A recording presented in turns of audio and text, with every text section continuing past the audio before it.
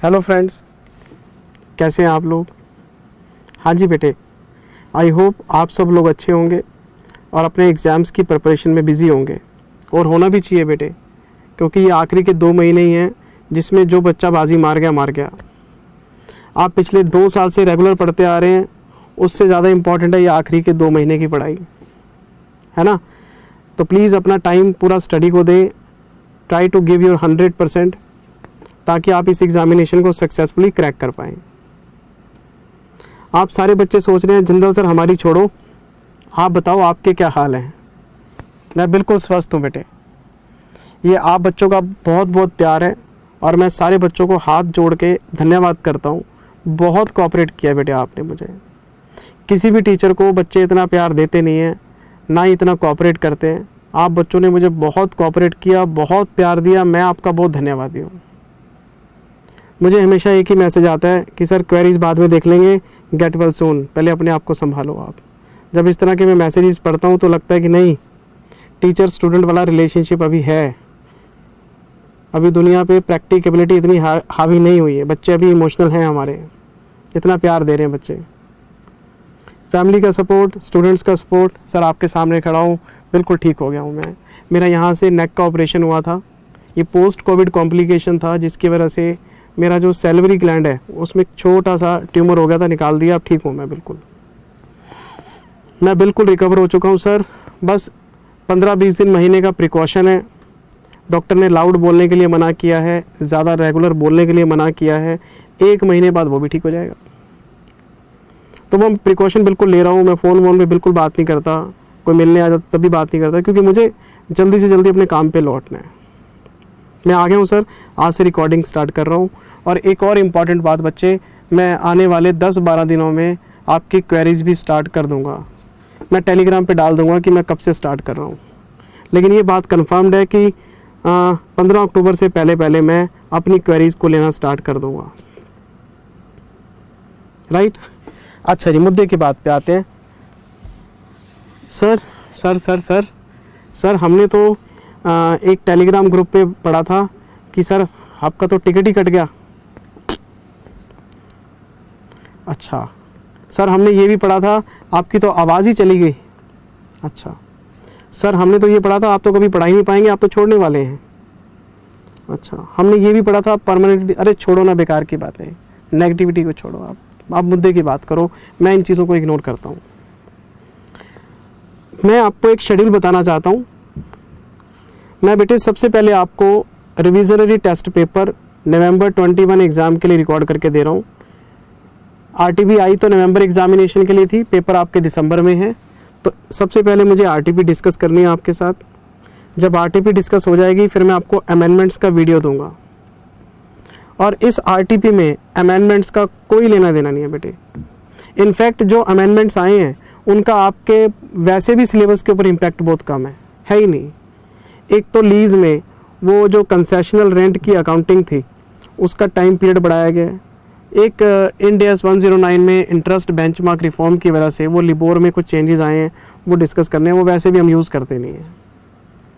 तो अमेंडमेंट्स का वीडियो मैं आरटीपी के बाद दूंगा बेटे आपको, और तब तक कोई ना कोई एमटीपी आ जाएगा मॉक टेस्ट पेपर इंस्टीट्यूट की साइट पे, वो भी डिस्कस कर लेंगे हम, कोई चक्कर ही नहीं है। तो ये मेरा शेड्यूल है जो, और अगर मैं थोड़ा सा फ्री रहता हूँ तो मैं आपको इंड AS 115 का एक रिविजनरी वीडियो भी दे दूंगा। बच्चों ने बहुत डिमांड किया है कि सर 115 भी रिवाइज करा दो, मैं करा दूंगा बेटे आपको, कोई दिक्कत ही नहीं है। आप बच्चों ने इतना प्यार दिया तो ये तो काम ही बड़ा छोटा सा मेरे लिए। बस एक छोटी सी रिक्वेस्ट ये है कि आमतौर पे मैं RTP 1 Go में रिकॉर्ड करता आया हूँ, 3-4 घंटे का वीडियो होता है, RTP रिकॉर्ड करके बच्चे को दे दी। मैं अभी क्या ना रिकॉर्डिंग तो स्टार्ट कर रहा हूँ, लेकिन मैं कोई रिस्क नहीं लेना चाहता कि आप बच्चों को फिर वेट करना पड़े। तो मैं बेटे इसमें ना 6-6, 7-7 क्वेश्चन रिकॉर्ड करूँगा। मैं देखना चाहता हूँ कि कोई प्रॉब्लम ना आए। तो 6-7 क्वेश्चन मतलब 2 या 3 पार्ट्स में मैं आपको RTP प्रोवाइड करा दूँगा। तो आपने सारे पार्ट्स आने के बाद RTP देखनी है, वो ठीक है। एक पार्ट रेगुलर बेसिस पे डालूंगा, डेली एक पार्ट, एक आज डाल रहा हूँ, एक कल डालूंगा, एक परसों डालूंगा। उसका लिंक मैं आपको टेलीग्राम पे दे दूंगा, वो आपकी चॉइस है, ठीक। लेकिन मैं काम आज से शुरू कर रहा हूँ सर, और मैं बहुत खुश हूँ आज, आई एम वेरी हैप्पी। और आरटीपी शुरू करते हैं बेटे।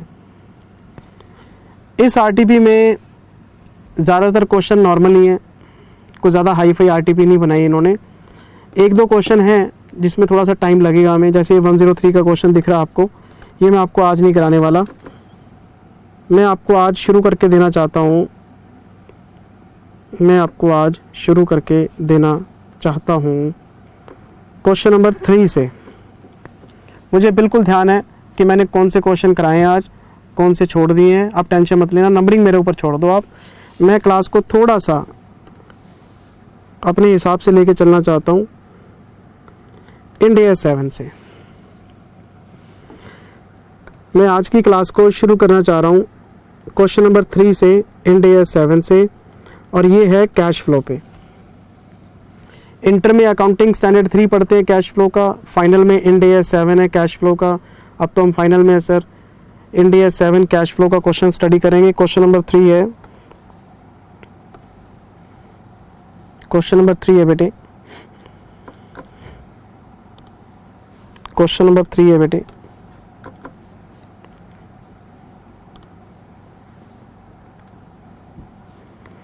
क्वेश्चन नंबर 3, मैं ज़रा अपने सारे हथियार उठा लूं। मैं आज वाकई में बेटे बहुत खुश हूं।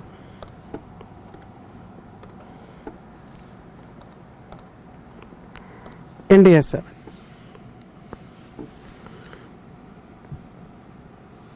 किसी भी बच्चे को क्वेश्चन पढ़ने के लिए टाइम चाहिए तो वीडियो के मालिक हैं आप।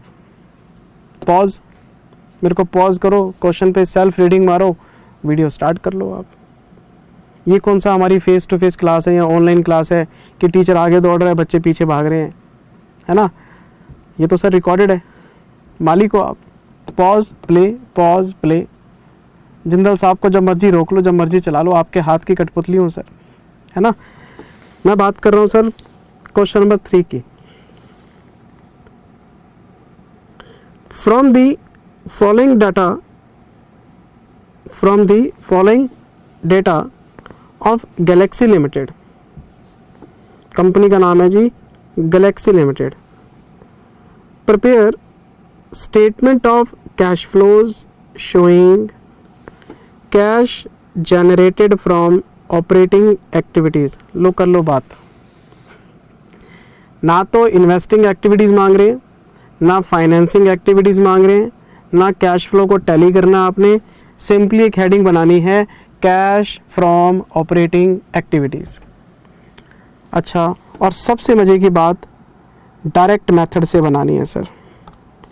सबसे मजे की बात डायरेक्ट मेथड से बनानी है सर। इनडायरेक्ट और डायरेक्ट, इनडायरेक्ट में सर थोड़ा सा लफड़ा रहता है।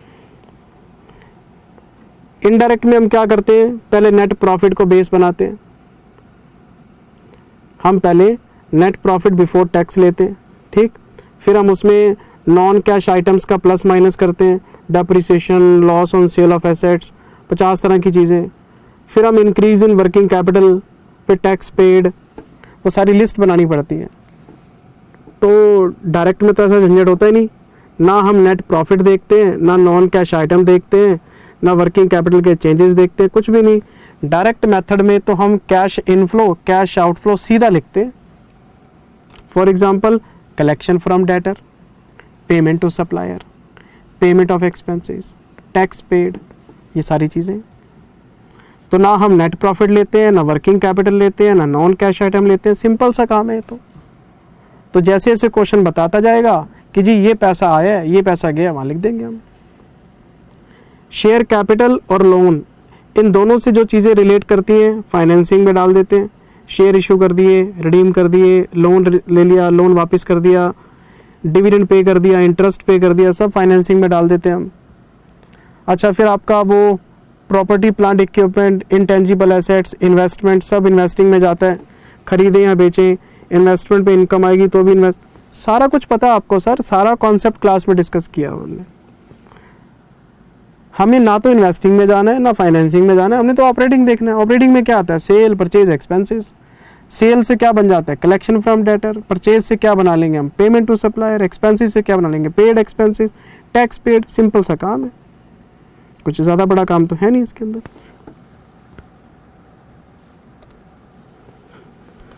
ये जी हमारे पास एक तो करंट एसेट्स की हेडिंग है, एक हमारे पास करंट लायबिलिटीज़ की हेडिंग है। अभी देख लेंगे इसको हम। Summary of statement of profit and loss.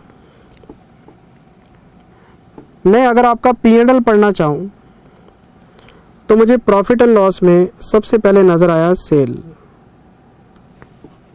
मैंने पढ़ लिया सेल, पर सेल तो सर क्रेडिट में हो सकती है, हम तो डायरेक्ट मेथड से कैश फ्लो बना रहे हैं। तो क्रेडिट सेल को कलेक्शन बनाने के लिए आपको डेटर्स का ओपनिंग क्लोजिंग बैलेंस चाहिए। अगर मैं आपको डेटर्स अकाउंट बना के दूं तो डेटर्स अकाउंट में आप क्या करते हो, opening balance, closing balance, sale, और यहाँ पे कैश आ जाएगा, बैलेंसिंग फिगर। ये तो इंटर में भी किए हुए हैं क्वेश्चन हमने, फाइनल वाला तो कोई काम ही नहीं है। डेटर अकाउंट बना के कलेक्शन निकाल लेंगे, क्रेडिटर अकाउंट बना के पेमेंट निकाल लेंगे, कुछ कहा तो है ही नहीं इसमें। अच्छा, ये देखो आप, ये रहे हमारे ट्रेड रिसीवेबल। इसका ओपनिंग कितना है, 1,88,000, और क्लोजिंग कितना है, 2,05,000। 17,000 रुपये से आपके डेटर इंक्रीज हो रहे हैं। अगर 17,000 रुपये से डेटर इंक्रीज हो रहे हैं, इसका मतलब कलेक्शन कम होगा। डेटर बढ़ने का मतलब आपने कलेक्शन कम किया है। अच्छा, वो हम अकाउंट बना लेते हैं, कलेक्शन निकाल लेते हैं।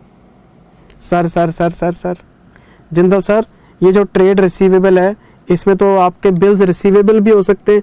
आप कैसे कह सकते हो कि ये सारा पैसा डेटर्स का ही है? मैं कह सकता हूँ, क्योंकि क्वेश्चन का पहला पॉइंट पढ़ो, एडिशनल इंफॉर्मेशन का। ट्रेड रिसीवेबल में जो इंक्लूड अमाउंट्स हैं वो रिलेट करते हैं सिर्फ क्रेडिट सेल के साथ। ट्रेड पेबल में जो अमाउंट इंक्लूड है वो सिर्फ डील करते हैं क्रेडिट परचेज के साथ। मतलब BRBP की टेंशन मत लो आप। ट्रेड रिसीवेबल में सारे डेटर्स हैं, पेबल्स में सारे क्रेडिटर्स हैं। तो ऐसा करते हैं ना, एक हेडिंग बनाते हैं, कैश फ्रॉम ऑपरेटिंग एक्टिविटीज के नाम से।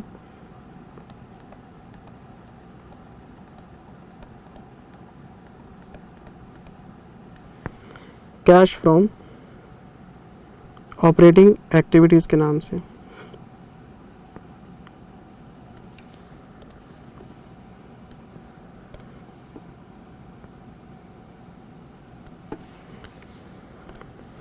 सबसे पहले लिखेंगे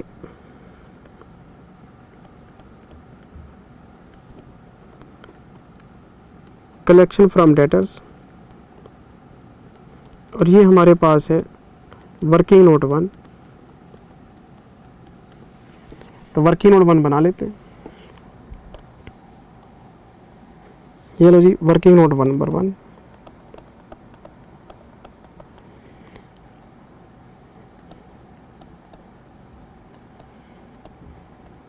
मैंने बनाया जी इसमें debtors account.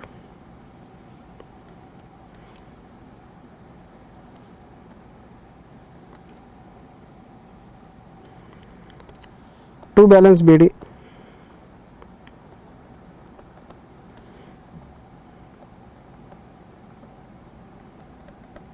Sir sir sir sir sir Jindal sir, ये जो अकाउंट आप बना रहे हो ये तो हम इंटर में बनाते थे, क्या ये CA फाइनल के पेपर में बना सकते हैं?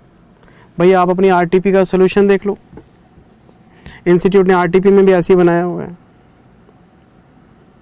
टेंशन क्यों लेते रहते हो फालतू में? क्यों टेंशन लेते रहते हो बेटे, क्यों टेंशन लेते रहते हो? To sales by cash balancing figure.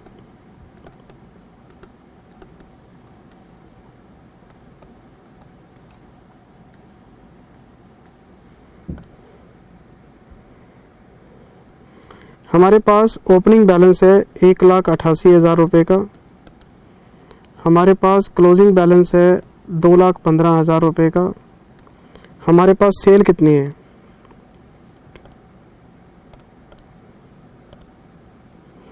$85.50।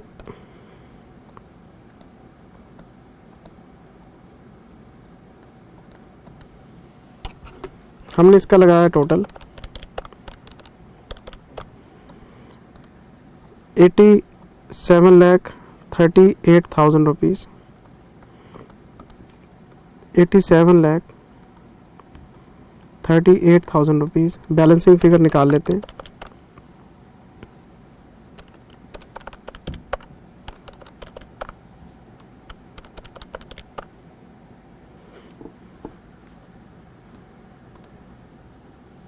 $2,05,000 है। क्लोजिंग बैलेंस में थोड़ी सी गड़बड़ी है। क्लोजिंग बैलेंस है 2,05,000 रुपये का।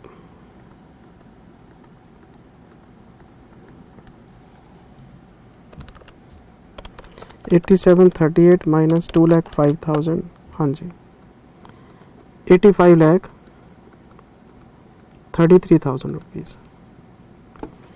इस अमाउंट को हम यहाँ से उठाएंगे, यहाँ ले जाते हैं 85,33,000 रुपीज़।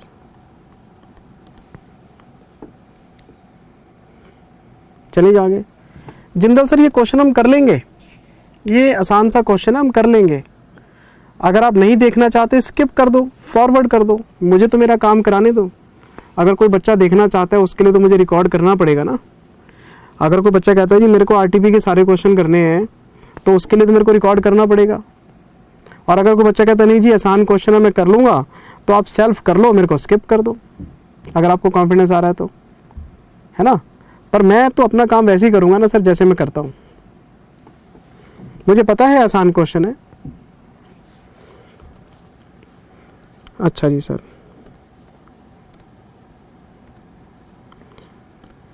इसके बाद है बेटे हमारे पास कॉस्ट ऑफ सेल्स। कितनी फिगर है? 56 लाख रुपए की। अब कॉस्ट ऑफ सेल से तो पेमेंट नहीं बना सकते हम, क्यों? क्योंकि पहले आपको परचेज बनानी पड़ेगी। मुझे यहाँ पे ओपनिंग स्टॉक क्लोजिंग स्टॉक अलग से नज़र नहीं आ रहे, परचेज अलग से नज़र नहीं आ रही। तो आपको अच्छी तरह से पता है कि कॉस्ट ऑफ सेल के सामने हम ये इक्वेशन लगाते हैं। ओपनिंग स्टॉक क्लोजिंग स्टॉक यहाँ से देख लेते हैं हम, ये पड़ा ऊपर इन्वेंट्री है मेरे पास, ये नहीं इन्वेंट्री। मैं यहाँ लिखूंगा कॉस्ट ऑफ सेल, यहाँ ओपनिंग स्टॉक परचेज आ जाएगी, परचेज को मैं बना दूंगा फिर क्रेडिटर अकाउंट में डाल दूंगा, पेमेंट आ जाएगी। अच्छा, लेकिन इसके लिए आपको एक वर्किंग नोट बनाना पड़ेगा। ये 56 लाख है। अच्छा जी, इसके नीचे लिखो सेकेंड वर्किंग नोट में कैलकुलेशन ऑफ परचेजेस।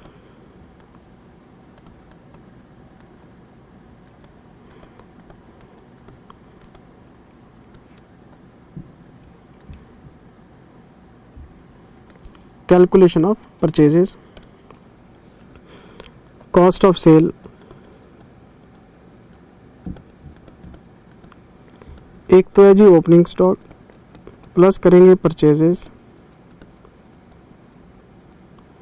माइनस कर देंगे closing stock. Cost of sale हमारे पास है 56 लाख रुपए की, ओपनिंग स्टॉक है 165 का, परचेज मुझे पता नहीं, लेकिन क्लोजिंग स्टॉक 1,20,000 का है।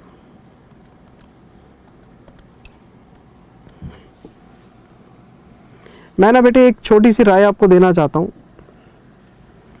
सब लोग अपना अपना एक्सपीरियंस शेयर करते रहते हैं, मैंने कभी इस तरह की बातें आपके साथ की नहीं। मुझे पता नहीं था कि बच्चों को ये चीज़ें बतानी चाहिए। सीए फाइनल में जब मैं पढ़ता था ना, तो मेरे सिलेबस में एक टॉपिक होता था वैल्यू एडेड स्टेटमेंट्स का, और मैं जेबी गुप्ता सर से पढ़ता था। पढ़ता क्या था सर, दीवाना था उनका, आज भी हूँ।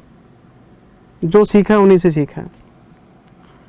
तो जेबी गुप्ता सर ने वो चैप्टर एक ही क्लास में कराया था, और सर ने बोला था कि बेटे ये बहुत आसान है। वाकई में वो चैप्टर बड़ा आसान था। मैंने जब भी अपना सिलेबस रिवाइज किया 2-3 बार, जब वैल्यू एडेड स्टेटमेंट का नंबर आता, दिमाग में एक ही बात होती, और ये तो आसान है, कर लेंगे कर लेंगे कर लेंगे, आसान है कर लेंगे। कभी रिवीजन ही नहीं किया उसका, उस चैप्टर की कभी औकात ही नहीं जानी। और यकीन मानिए, मई 2002 में मेरे सीए फाइनल के पेपर थे। पहला question value added statement 16 number का पड़ा, और मैं खुश, ये तो आसान है। और यकीन मानो पेन ही नहीं उठा, ये भूल गया कि इसमें करना क्या था। इतना पता है कि ये आसान है। मेरी बात समझ रहे हो? तो अगर वो 16 नंबर का क्वेश्चन मैं पेपर में अटेम्प्ट करके आता तो मेरा फाइनल में रैंक इंप्रूव हो जाता। मेरा 12वां रैंक आया था। मेरी बात आप समझ ही गए होंगे कि अगर 16 नंबर प्लस होते तो मेरा रैंक कितनी आगे पुश हो जाता। आसान है, आसान है, आसान है, इस बात का कोई मतलब ही नहीं बनता, धोखा खा जाओगे आप। बस जो चीज़ मिलती है कर लो, पता नहीं पेपर में कौन सी चीज़ कब काम आ जाए बेटे। मैंने तो बड़े धोखे खाए हैं, बाकी आपकी मर्जी है ना। आजकल के बच्चे देखो हैं तो बड़े advance.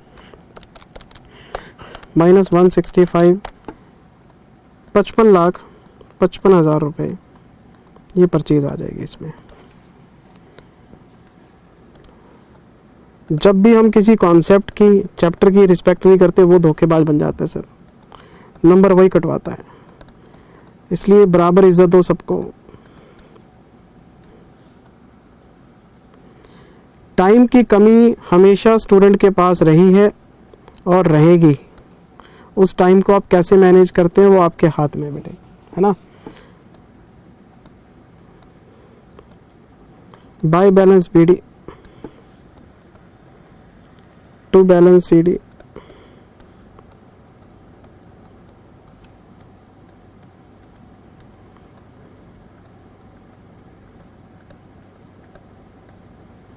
Bye purchases, working note number 2,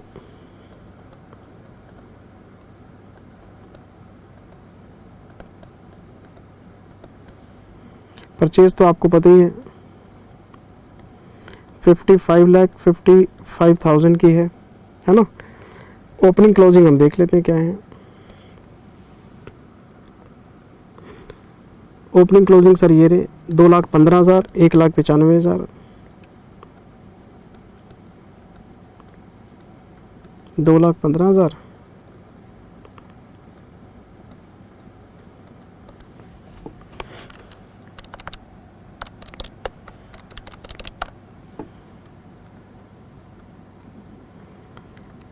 revision करते वक्त सारे चैप्टर्स को रिवाइज करना, किसी भी चैप्टर को आसान समझ के छोड़ना मत।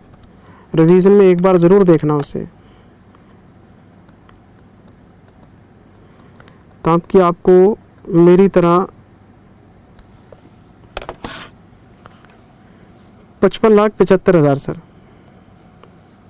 ये हमारा आ गया पेमेंट। इसको हम यहाँ ले चलते हैं। यहाँ हम लिखेंगे बेटे पेमेंट टू सप्लायर्स।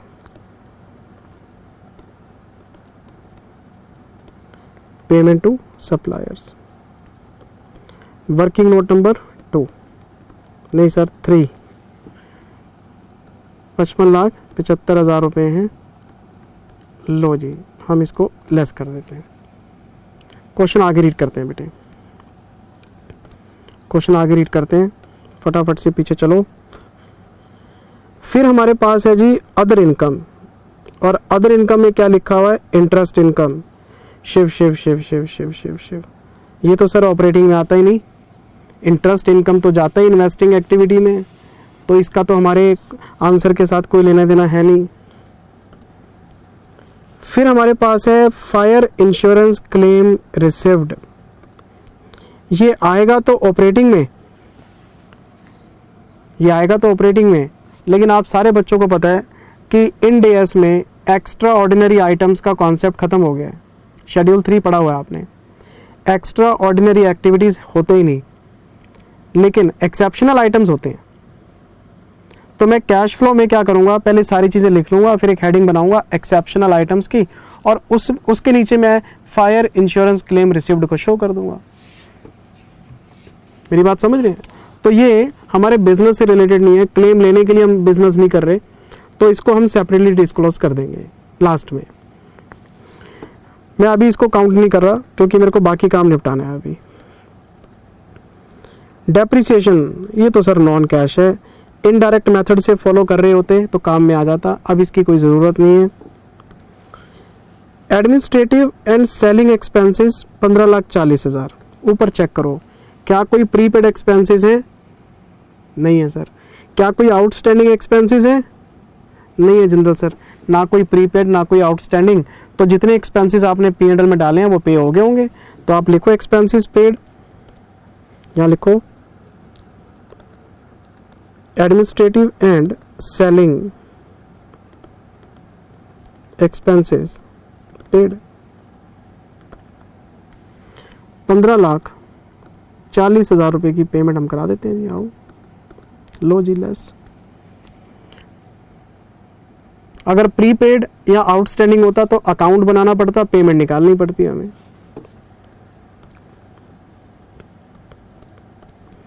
फिर हमारे पास है जी इंटरेस्ट एक्सपेंस। शिव ये तो फाइनेंसिंग एक्टिविटी में जाएगा, ऑपरेटिंग से क्या लेना देना इसका। फॉरेन एक्सचेंज लॉस, ये तो सर नॉन कैश है, जैसे डेप्रिसिएशन नॉन कैश है वैसे ये नॉन कैश है। लॉस कह रहे हैं, इसका मतलब कोई ना कोई लायबिलिटी होगी इनके पास, कोई फॉरेन करेंसी लायबिलिटी होगी। और आपको पता है बैलेंस शीट डेट को, मॉनेटरी आइटम्स को क्लोजिंग रेट में हम शो करके दिखाते हैं एज पर इंड AS 21। जब इन्होंने मॉनेटरी आइटम को क्लोजिंग रेट पे दिखाया होगा और वो उसके ओरिजिनल रेट से हाई होगा। मैंने लोन लिया 60 रुपये का, बैलेंस शीट आते आते 62 रुपये का रेट हो गया, 2 रुपये का लॉस है। को कोई कैश लॉस थोड़ा ना मानते हैं, ये तो प्रेजेंटेशन लॉस है। मॉनेटरी आइटम को क्लोजिंग रेट पे दिखाने की वजह से जो नुकसान होता है सर वो तो प्रेजेंटेशन लॉस है, वो थोड़ा ना कैश लॉस होता आपका, नॉन कैश होता है। या तो कोई लायबिलिटी बढ़ गई या कोई एसेट की वैल्यू गिर गई आपकी। फॉरेन करेंसी डेटर्स की वैल्यू गिर गई तो भी लॉस है, लायबिलिटी बढ़ गई तो भी लॉस है, दोनों ही नॉन कैश है। क्योंकि बैलेंस शीट डेट को रिपोर्टिंग की वजह से अगर ऐसा होता है तो प्रेजेंटेशन लॉस है, ना कैश आया ना गया। Cash flow statement is a summary of cash and bank transactions. और इस तरह के ट्रांजैक्शंस में कोई कैश फ्लो होता ही नहीं, ना आया ना गया, बात खत्म होगी। जय श्री राम बोलो आप। और अगर आप मेरी बात से कन्विंस नहीं है तो क्वेश्चन का सेकंड पॉइंट पढ़ लो। Foreign exchange loss represent increment in liability of a long-term borrowing due to exchange fluctuation between original rate and balance sheet date. Presentation है सर, नॉन कैश है। अगर हम इनडायरेक्ट मेथड से cash flow बना रहे होते मैं इसको ऐड बैक कर देता, डेप्रिसिएशन को ऐड बैक कर देता क्योंकि नॉन कैश आइटम्स है। अच्छा जी, ये तो नेट प्रॉफिट बिफोर टैक्स वगैरह इसको छोड़ो। इनकम टैक्स, कितना इनकम टैक्स बताया जा रहा है? 95,000। यहाँ पे बताओ प्रोविज़न फॉर टैक्स कितना है? 65, 48। अच्छा, 65, 48, 95। टैक्स पेड तो निकालना पड़ेगा सर, वर्किंग नोट तो बनाना पड़ेगा सर, है ना। तो आपको लिखना चाहिए वर्किंग नोट नंबर 4। आपको लिखना चाहिए working note number 4।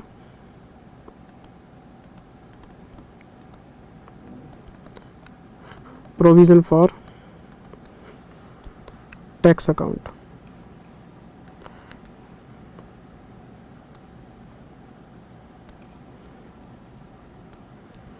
Bye balance BD,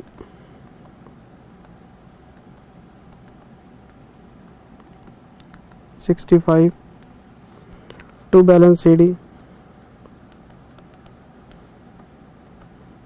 48 by profit and loss, 95 total 160, total 1,60,000 रुपये, टोटल 1,60,000 रुपये टैक्स पेड सर। लिखो जी टू बैंक बैलेंसिंग फिगर 1,12,000 रुपये का टैक्स पेड आ गया सर। इसको उठाओ यहाँ से ऊपर शिफ्ट करो, टैक्स पेड।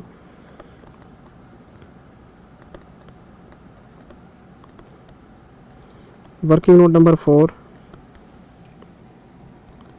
1,12,000 रुपये का टैक्स पेड है।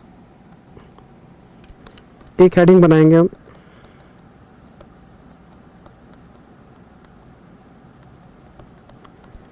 एक्सेप्शनल आइटम्स के नाम से है claim received.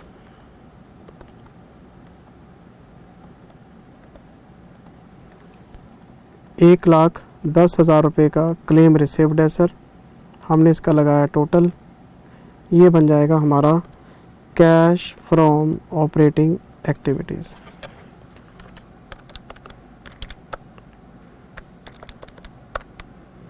$55,75 minus 50,40 minus 14,16,000 rupees cash from operating activities. बच्चा क्वेश्चन था सर, बहुत ही सिंपल है ना, आप खुद भी कर सकते थे, मैंने करा दिया सर आपको।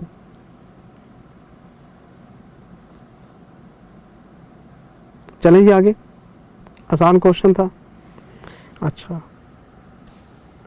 मैं आपको लेके आ रहा हूँ जी इसके बाद क्वेश्चन नंबर 4 पे। मैं चाहता हूँ कि आप बच्चे एक बार इस पर नज़र मार लो।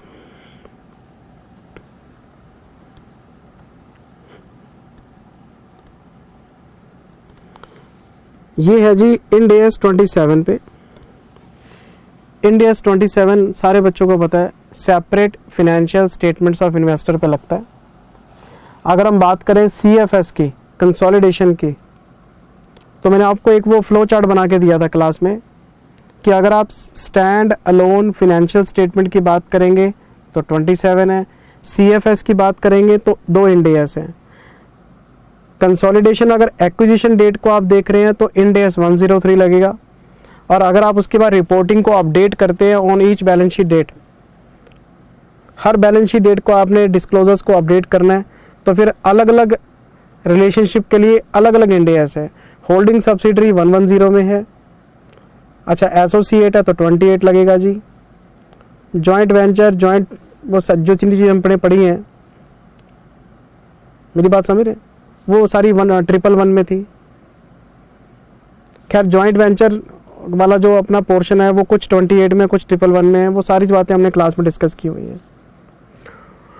डिस्क्लोजर 112 में है। मुझे कंसोलिडेशन में जाना ही नहीं, ना मुझे 110 पे बात करनी, ना मुझे 28 पे बात करनी, ना मुझे 111 पे बात करनी, है ना मुझे 112 के डिस्क्लोजर की बात करनी, मुझे तो 27 की बात करनी है आपके साथ। आप एक क्वेश्चन पे नज़र मार लो, फिर हम इस पे बात करते हैं।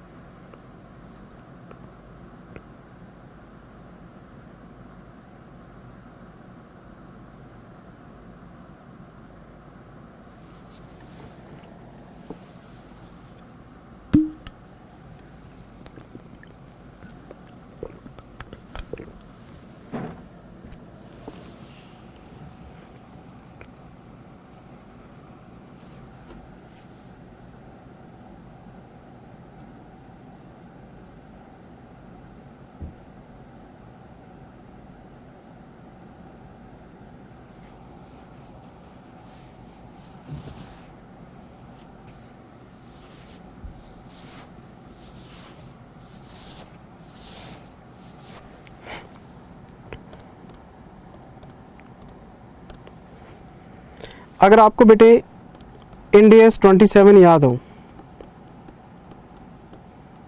अगर आपको इंड AS 27 याद हो, तो हमने इंड AS 27 में SFS के रिगार्डिंग इन्वेस्टमेंट अकाउंटिंग पढ़ी थी।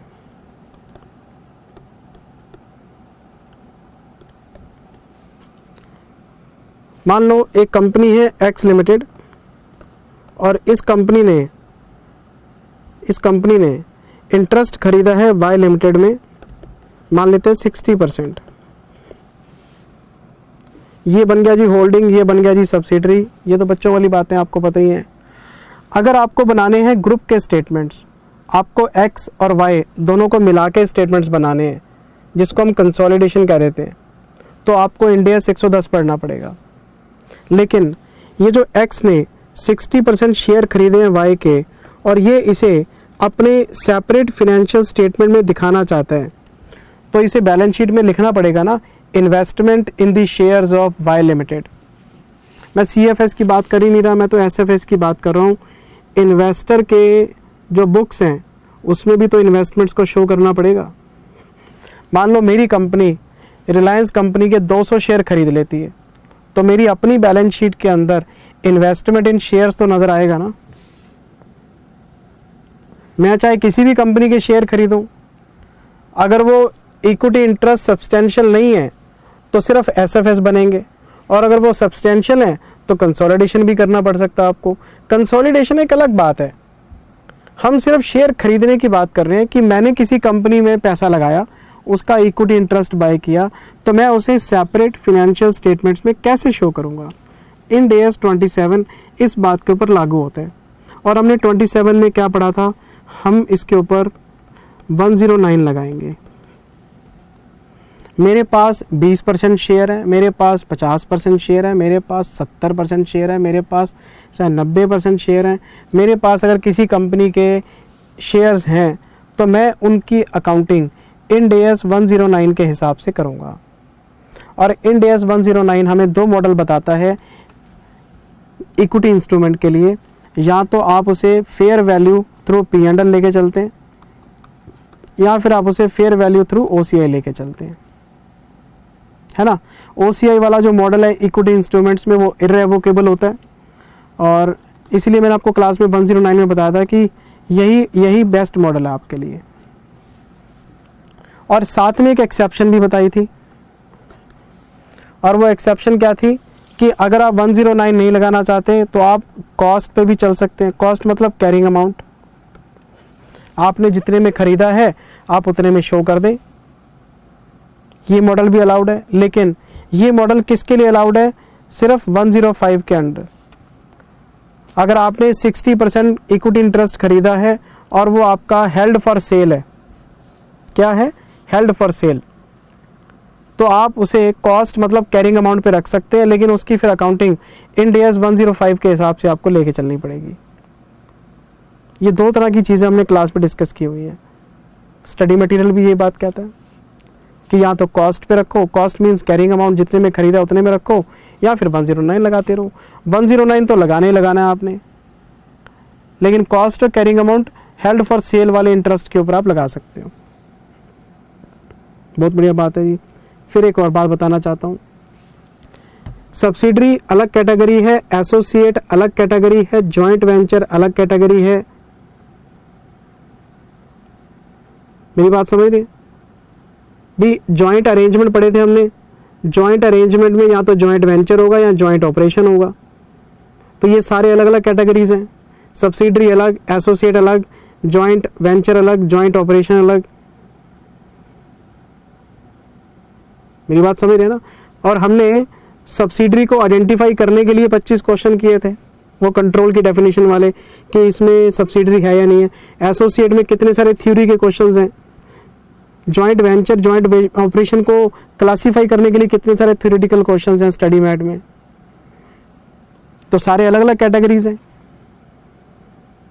मेरी बात समझ रहे हैं।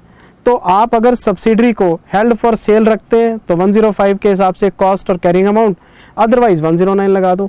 एसोसिएट को अगर आपने हेल्ड फॉर सेल रखा हुआ है तो लगा दो 105, अदरवाइज नहीं तो 109। इसका मतलब ये है कि सब्सिडरी, एसोसिएट, जॉइंट वेंचर आप 109 भी लगा सकते हैं, 105 भी लगा सकते हैं, क्योंकि ये सारे अलग अलग कैटेगरीज हैं आपके। तो ये क्वेश्चन आरटीपी में आया, कंपनी ने क्या किया, सब्सिडरी के ऊपर अलग पॉलिसी यूज की हुई है और एसोसिएट के ऊपर अलग पॉलिसी यूज की हुई है, और आपसे पूछ रहे क्या ये वैलिड है। बिल्कुल वैलिड है, क्योंकि सारे इन्वेस्टमेंट अलग अलग कैटेगरी के हैं। तो ये जरूरी नहीं है कि सब्सिडरी के ऊपर अगर हम 109 लगा रहे हैं तो एसोसिएट के ऊपर भी 109 लगेगा, नहीं। हम उस पर कॉस्ट मतलब कैरिंग अमाउंट वाला ऑप्शन ले सकते हैं, ये तो उसकी नेचर पे डिपेंड करेगा। तो ये सारे अलग अलग कैटेगरी के इन्वेस्टमेंट है, इन्वेस्टमेंट टू इन्वेस्टमेंट हमारी पॉलिसी चेंज हो जाती है। तो थ्योरेटिकल केस स्टडी आई हुई है ये वाली। मैं आपको क्वेश्चन रीड कराता हूं बेटे, ये वाला।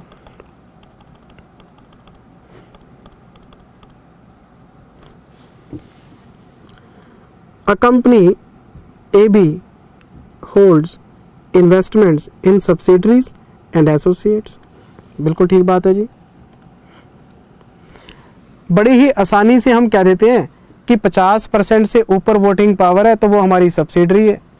पर जिन बच्चों ने कंट्रोल की डेफिनेशन वाले क्वेश्चंस किए हुए हैं उसमें हमने बहुत सारे केस ऐसे भी पढ़े हुए हैं जिसमें कंट्रोल 50% से नीचे शेयर होते हैं, लेकिन मेजर शेयर होल्डर होने की वजह से हम उसको सब्सिडरी बोल देते हैं। बहुत सारी केस स्टडीज़ की थी जिन बच्चों के पास पुरानी रिकॉर्डिंग थी उनको मैंने नई रिकॉर्डिंग करके दिए थे, पार्ट नंबर 2, 3, 4, 5 और एक अपना था वो शायद 11, 5 क्लासेस चेंज हुई थी आपकी होल्डिंग में। जिन बच्चों के पास लेटेस्ट रिकॉर्डिंग्स हैं उनके पास तो अपडेटेड है ही सारा, है ना। तो ये मतलब सब्सिडरी की डेफिनेशन भी वास्ट हो गई है, एसोसिएट की डेफिनेशन वास्ट हो गई है। तो मैं अभी यहाँ पे वो थ्योरी वाले क्वेश्चन स्टार्ट नहीं कर रहा आपके, मैं तो सिर्फ ये कहने की कोशिश कर रहा हूँ कि एक कंपनी के पास सब्सिडरीज भी हैं और एसोसिएट भी हैं। बहुत बढ़िया जी। In its separate financial statements, in its separate financial statements, SFS, ठीक है। AB Limited wants to elect to account its investment in subsidiaries at cost, the investment in associate as financial assets fair value through P&L in accordance with 109, ठीक है, allowed है जी।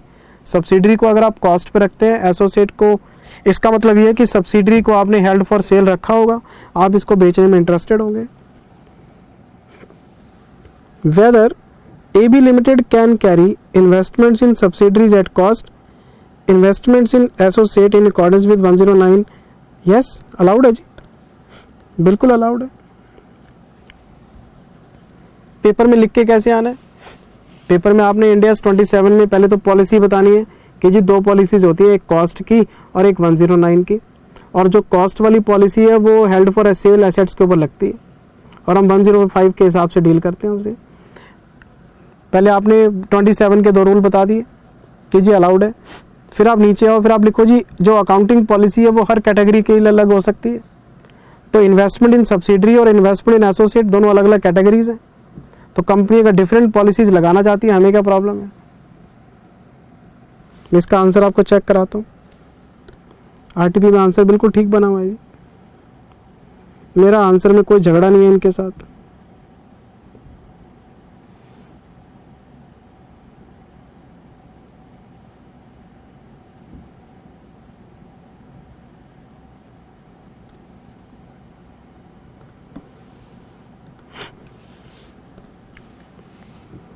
लो जी, India's 27 ये बात कहता है, when an entity prepares SFS, it shall account for investments in subsidiaries, joint venture, associates, चाहे वो cost लगाएं और चाहे वो 109 लगाएं, ठीक है जी।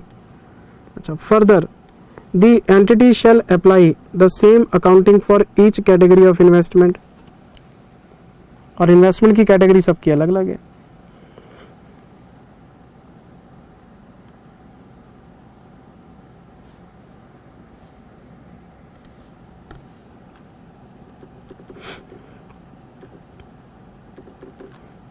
ये देखिए आप, in the present case investment in subsidiaries and associates are considered to be different categories of investments. Further, India's 27 requires to account for investment in subsidiaries, joint venture, associates, 2 policies इन्होंने हमें अलाउ कर रखी है, ठीक है जी। Thus, AB Limited can carry its investment in subsidiary at cost and in associate as 109. बस खत्म हो गई बात।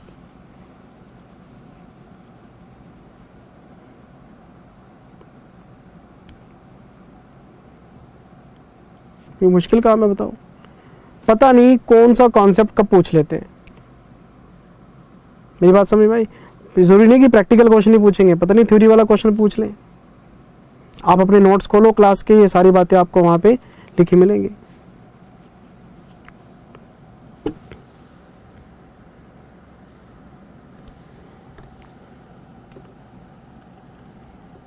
अच्छा जी सर, मैं आपको अगले क्वेश्चन पे लेके जाता हूँ। कैश वाला हो गया जी, ये तो आसान काम था। लो जी,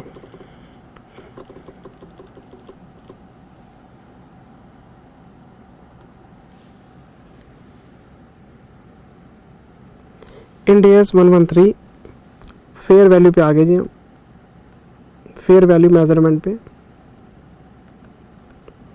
फेयर वैल्यू मेजरमेंट्स पे आ गए, और इस पे आप लगाइए टिक इम्पॉर्टेंट। ये एक अच्छा क्वेश्चन है, प्रैक्टिकल क्वेश्चन है जी, करने लायक काफ़ी कुछ है इसके अंदर।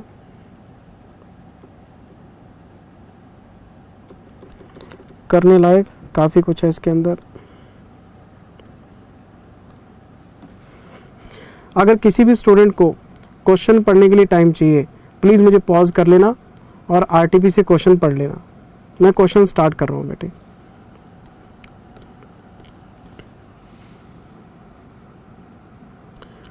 ऑन 1 Jan X1, मैं डेट लिख लेता हूँ, 1/1/X1, बहुत बढ़िया जी। A Limited assumes a decommissioning liability in a business combination.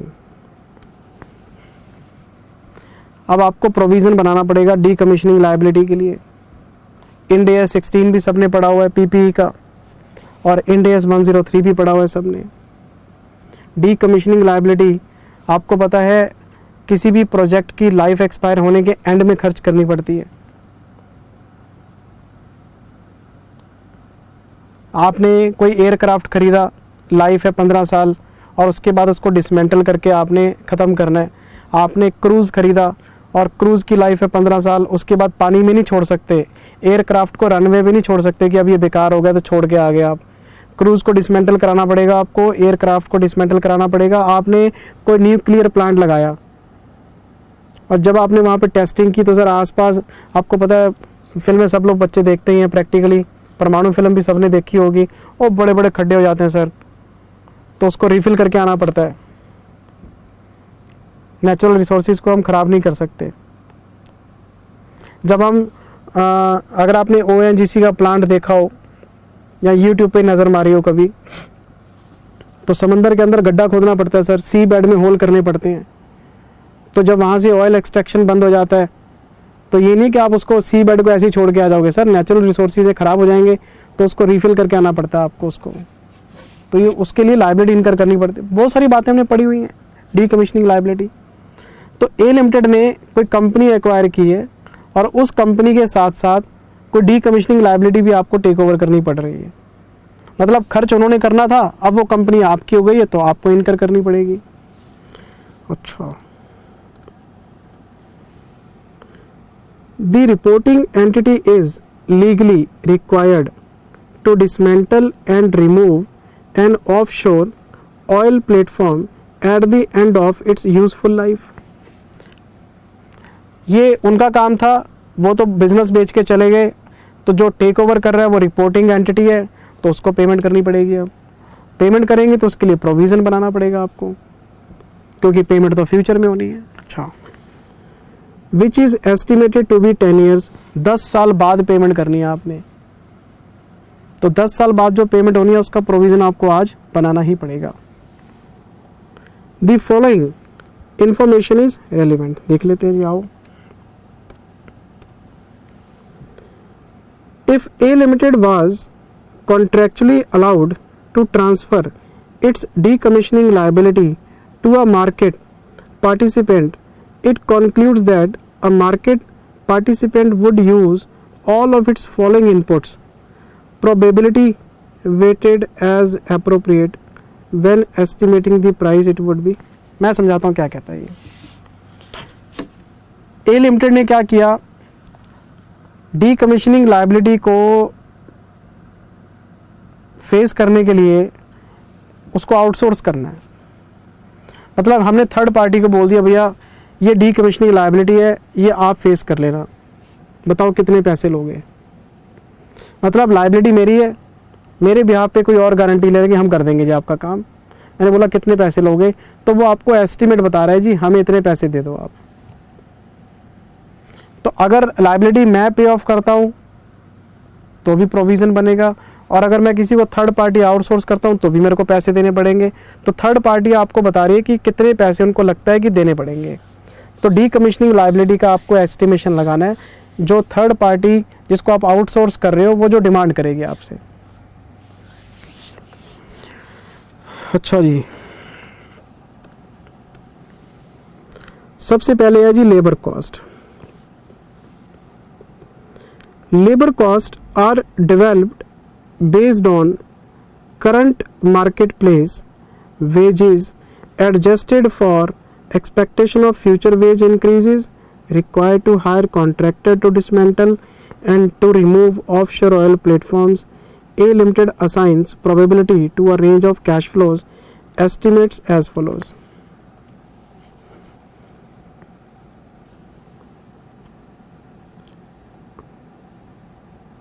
लो जी, ये बनता है 25 करोड़.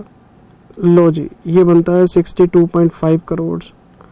और लो जी, ये कितना बनता है 175 इंटू 25%, 43.75. तो अगर मैं इसको क्लब कर लूँ तीनों को, 131.25. फिर हमें बता रहा है जी एलोकेशन ऑफ ओवरहेड कॉस्ट. ये है जी 80% लेबर कॉस्ट का, इसका 80% है. लो 80% इसमें ऐड कर देते हैं. अब बताओ कितना बन गया. ये बन गया जी 236.25. यहाँ तक तो कोई मुश्किल काम नहीं है. लेबर का भी आइडिया लग गया आपको, ओवरहेड का भी आइडिया लग गया आपको. आगे रीड करते हैं. The compensation that a market participant would require for undertaking the activity and for assuming the risk associated with the obligation to dismantle and remove the asset, such compensation includes both of the following. जिस party को आप इसको outsource कर रहे हो वो compensation मांग रहे हैं आपसे. वो कहते जी 10 साल बाद है पेमेंट करनी है तो रिस्क भी है, और 10 साल बाद पेमेंट करेंगे तो रिस्क है. अच्छा, इंटरेस्ट फैक्टर चेंज हो सकते हैं. अच्छा, इन्फ्लेशन आ सकता है. अच्छा, उसके लिए आपको प्रीमियम देना पड़ेगा. रिस्क प्रीमियम की बात हो रही है. वो कह रहे हैं इतना पैसा लगेगा. हम नहीं कोई कह रहे कि नहीं लगेगा, इतना पैसा लगेगा.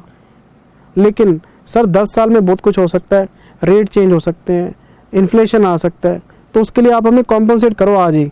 तो बताओ कितना रिस्क प्रीमियम आप हमें दोगे. तो इन्होंने कुछ बातें इंक्लूड करने के लिए बोली, हम पढ़ लेते हैं क्या कहता है. हमारी कौन सा जेब से जा रहे हैं.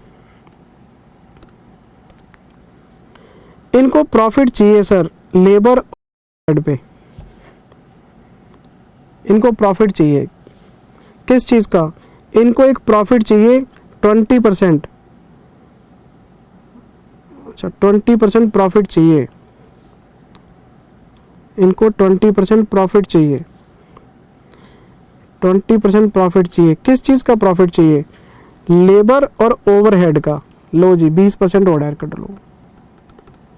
20% आप और ऐड कर लो. 20% आप और ऐड कर लो. दे दिया. तो ये कितना बन गया सर 283.5.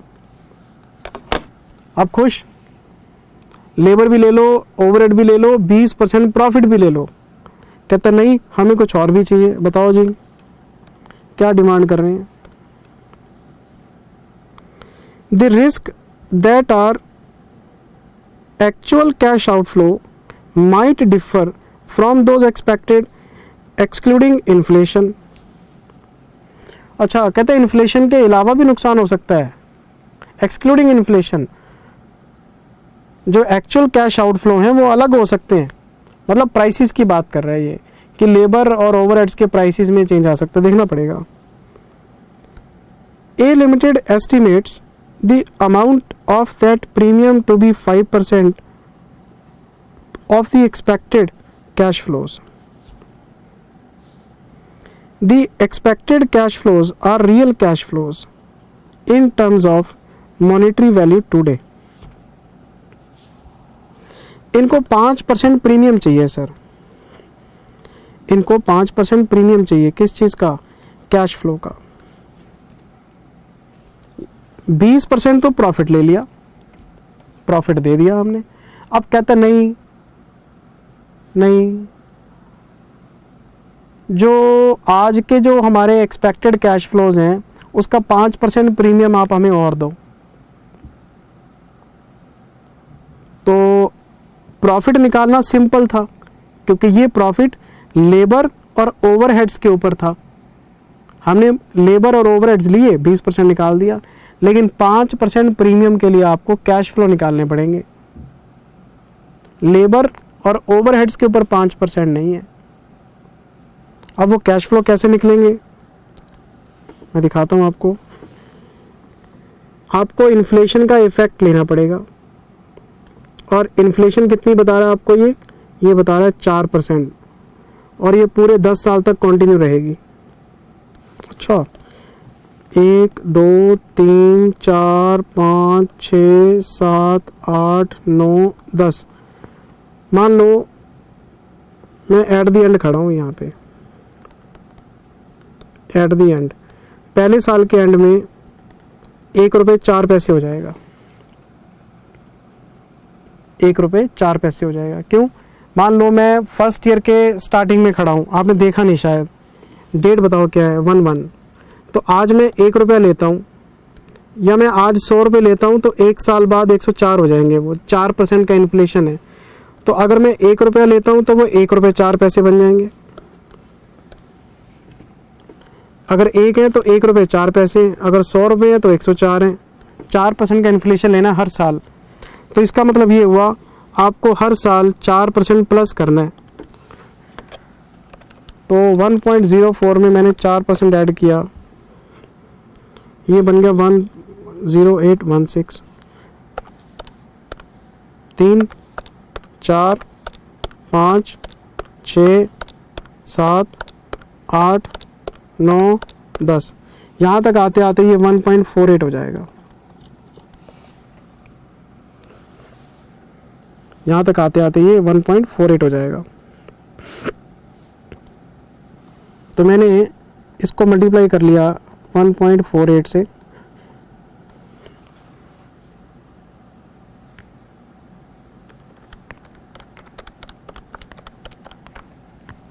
तो ये आ गया जी इतनी अमाउंट 419.58। इसमें फिर मैं जोड़ूंगा 5% मेरा प्रीमियम है जी, ये मेरे आज के एक्सपेक्टेड कैश आउटफ्लोज हैं इंक्लूडिंग इन्फ्लेशन। इसका 5% प्रीमियम निकाल के मैंने यहाँ जोड़ लिया, तो ये आ गया 440.559। ये आ गई liability. Sir Jindal sir, D commissioning liability तो प्रेजेंट वैल्यू फैक्टर से रिकॉर्ड होती है ना, तो आपने अभी इसको डिस्काउंट तो किया ही नहीं, ये तो आपने ओवरऑल लिख दिया सारी अमाउंट। तो डिस्काउंट कर रहा हूँ ना, 5 मिनट तो दे दो। पहले मैंने लेबर ली, फिर मैंने ओवरहेड्स लिए, फिर मैंने इन दोनों के ऊपर 20% प्रॉफिट भी ले लिया। ये अमाउंट मेरे को लगता है कि जाएगी, मतलब उसको मिलनी चाहिए। फिर मैंने इन्फ्लेशन को भी काउंट किया, इन्फ्लेशन लगा के ये आ गया। फिर 5% प्रीमियम और लिया उसने हमसे, हम यहाँ तक पहुँच गए। अब क्वेश्चन आगे रीड करो ज़रा, आगे क्वेश्चन कह रहा है 5% तो रिस्क फ्री रेट है और 3.5% का हमारा रिस्क प्रीमियम है, तो इसका मतलब इंटरेस्ट रेट हो गया 8.5% का।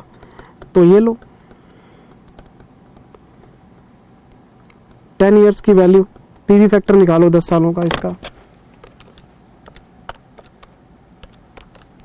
1 2 3 4 5 6 7 8 9 10 0.442। पेमेंट कब करनी है? 10वें साल के एंड में, तो 10वें साल के एंड का पीवी फैक्टर ले लो आप। आ गया आपका डीकमीशनिंग लायबिलिटी, और क्या, क्वेश्चन खत्म हो गया। अच्छा,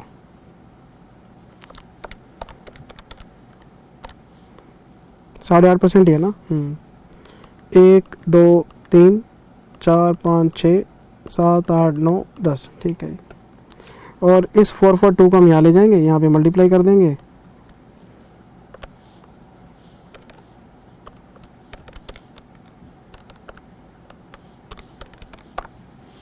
$194.72, ये आंसर आ जाएगा इसमें। ये क्वेश्चन आपका, बस आपको चलना क्या है, लाइन बाय लाइन चलना है आपको। पहले इसने लेबर बताई, फिर ओवरहेड बताई, फिर उस पर प्रॉफिट बताया, फिर आपको रिस्क प्रीमियम बताया। रिस्क प्रीमियम प्रॉफिट की तरह नहीं है, प्रॉफिट तो लेबर और ओवरहेड पे निकालना था, प्रीमियम निकालना था कैश फ्लो पे। तो कैश फ्लो इन्फ्लेशन के हिसाब से निकलेंगे आपके। बस इतना सा पॉइंट था इस क्वेश्चन में।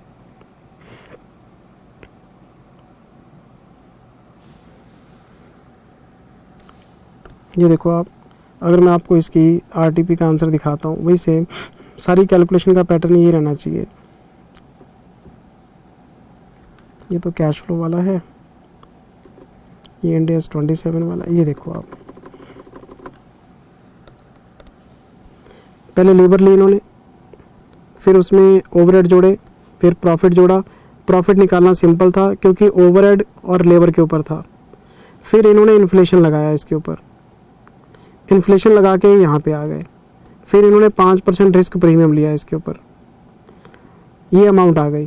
फिर 8.5% के हिसाब से इन्होंने डिस्काउंट करके आंसर निकाल दिया।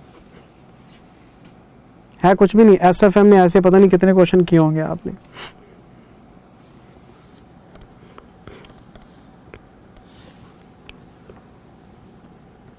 कैलकुलेशन ऑफ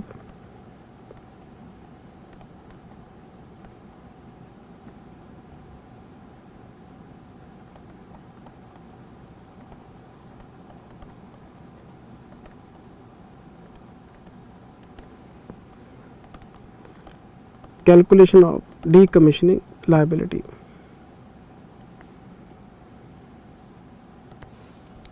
अगर आपको लगता है कि आप कर लेंगे इस क्वेश्चन को, आप मुझे स्किप कर सकते हैं आंसर पार्ट को, मैं करवा देता हूँ जी, अगर किसी बच्चे ने मेरे साथ साथ करना है तो। मैंने लिखा जी इसमें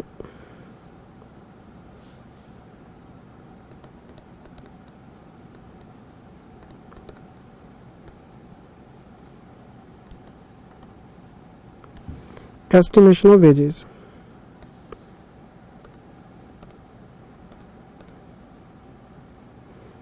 सौ करोड़, 125 करोड़, 175 करोड़।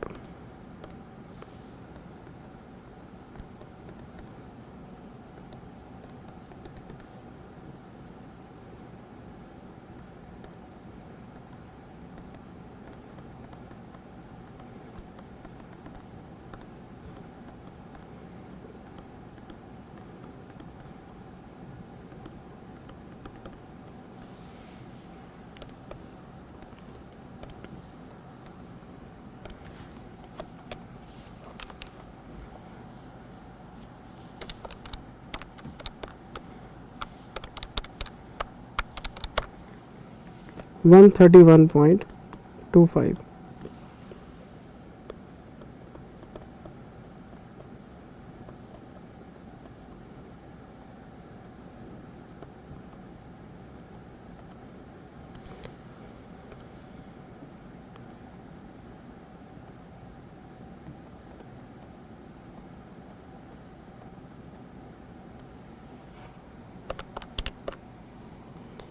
ये आ गया जी 105।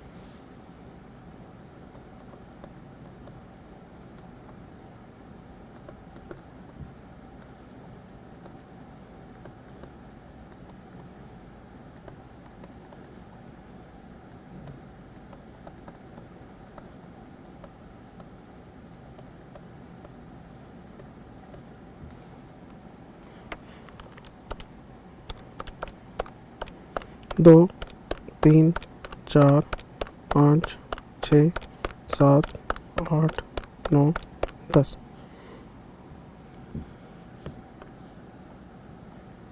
1.4802 into 283.5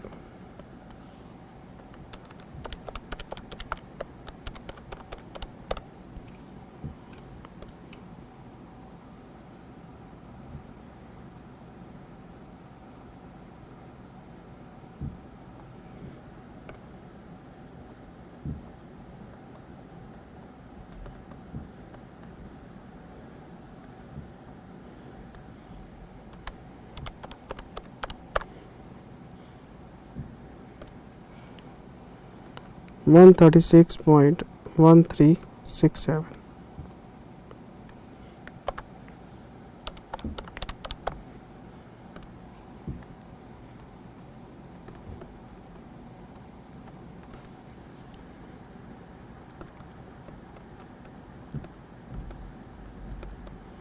risk premium at the rate of 5% of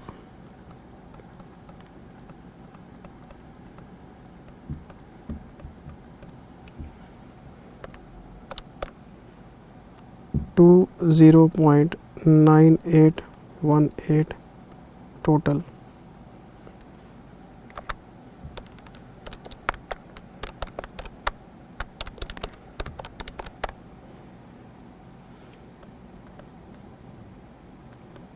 ये आ जाएगी ग्रॉस लायबिलिटी 440.6185.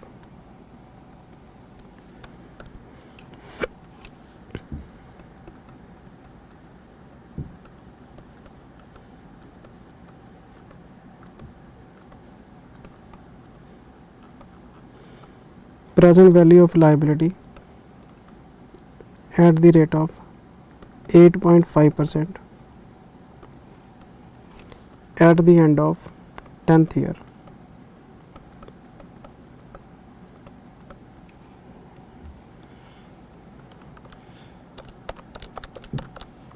एक दो तीन चार पाँच छः सात आठ नौ 10 440.6185 into 0.442 2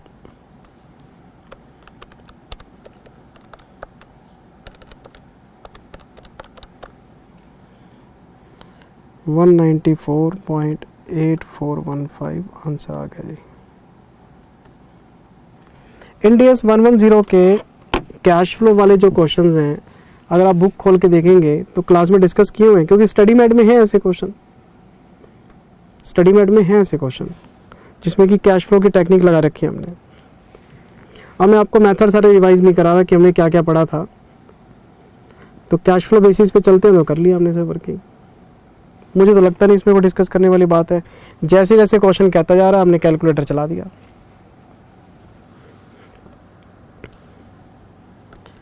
अच्छा जी सर, वापस चलते हैं।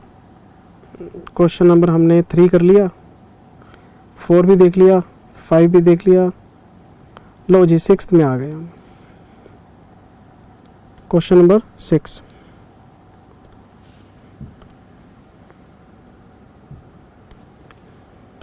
इंडिया 20 ग्रांट्स पे है।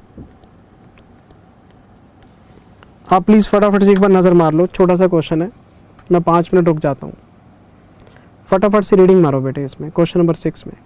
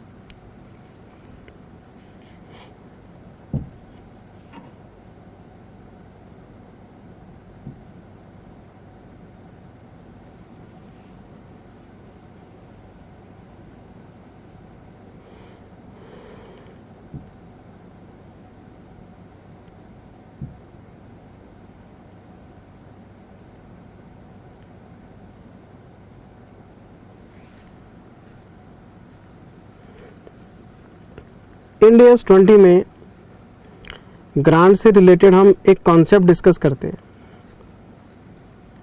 कि ग्रांट की अकाउंटिंग कैश बेसिस पे होनी चाहिए या ग्रांट की अकाउंटिंग एक्रूअल बेसिस पे होनी चाहिए। तो वहाँ पे मैं आपको हमेशा बताता हूँ कि प्रैक्टिकल लाइफ में तो देखो कैश बेसिस हम फॉलो करते हैं, लेकिन हम प्रैक्टिकल लाइफ तो हम है नहीं, हम तो पेपर रूल्स के हिसाब से दे के आते हैं, स्टडी मेट के हिसाब से दे के आते हैं। तो हमें इंड AS रेफर करना पड़ेगा, प्रैक्टिकल लाइफ की ऐसी की तैसी करो। इंड AS 20 में लिखा हुआ है कि ग्रांट की अकाउंटिंग एक्रूअल बेसिस पे होनी चाहिए। अगर आपको लगता है कि आप 2 कंडीशन पूरी कर दोगे,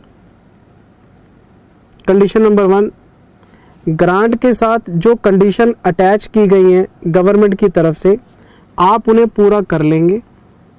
अगर आपको लगता है कि कंडीशन पूरी हो जाएंगी, प्लस आपको ये भी लगता है कि आप अल्टीमेट कलेक्शन पूरा कर लेंगे, मतलब कंडीशन भी पूरी हो जाएंगी और आपको पैसा भी मिल जाएगा।